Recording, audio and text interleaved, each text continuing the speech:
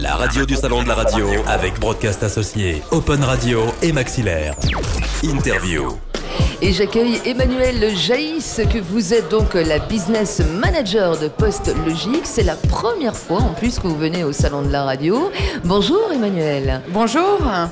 Ça va, tout se passe bien pour cette première? Tout se passe bien, on est très contents, on trouve le salon très dynamique. Alors vous, en fait, vous venez vraiment, gérer du monde de la télévision, mais vous vous orientez de plus en plus vers la radio. Votre spécialité, en fin de compte, c'est l'habillage, mais visuel. C'est l'habillage. En fait, on s'est tourné vers la télé il y a déjà peut-être une dizaine d'années pour mettre en place tous les outils qui permettent de faire de l'habillage, genre ticker, synthé, etc.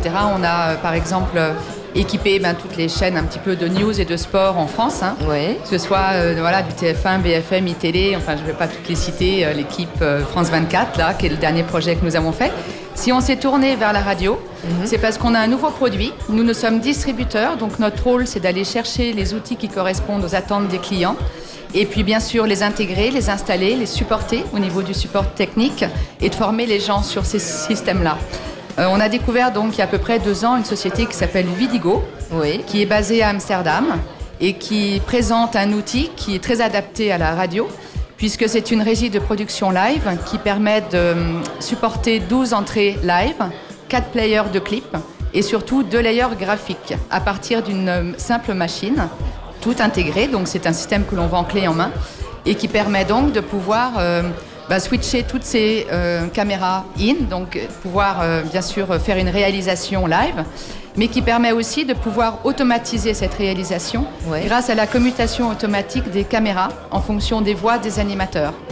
Donc aux heures creuses de la radio, c'est la radio qui veut avoir une image, c'est de la radio web par TV. exemple qui fait une tranche de flux, comme on dit, donc heure creuse. À ce moment-là, vous pouvez très bien automatiser complètement la réalisation avec des règles, c'est-à-dire bien sûr, je vais mettre une caméra en face de chaque présentateur, on peut imaginer 4 animateurs dans un plateau, et puis je vais faire des règles, c'est-à-dire si tout le monde parle en même temps, qu'est-ce qui se passe? Alors où je veux visualiser ces 4 personnes-là en picture-in-picture, c'est-à-dire les 4 images sur le même écran, ou alors je switch sur la caméra large de façon à voir le plateau global. Global, d'accord.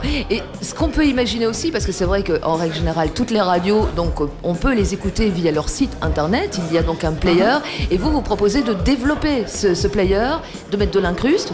De mettre de l'incruste, de mettre des vidéoclips et de mettre surtout de l'habillage. Donc l'habillage, ça peut être bien sûr des réseaux sociaux, Facebook, Twitter. Les réactions en direct, comme on dit. En direct, ça va être des flux RSS que l'on reçoit, ça va être une interface qu'on fournit de modération. Oui. Et ça peut être également des infos comme de la météo, ça peut être de la finance, n'importe quel... De l'infotrafic pour le matin. Voilà. Nous, on va créer donc un habillage graphique et puis on va venir le nourrir avec des fichiers, que ce soit du XML, que ce soit des flux RSS. Donc tout ce que je reçois, je l'affiche. Super intéressant. Voilà. Vous êtes à quel numéro de stand? On est au 41. Merci beaucoup, Emmanuelle. Merci à vous. Surtout, n'hésitez pas à aller voir nos amis de PostLogic. Au revoir. La radio du salon de la radio avec Broadcast Associé, Open Radio et Maxillaire.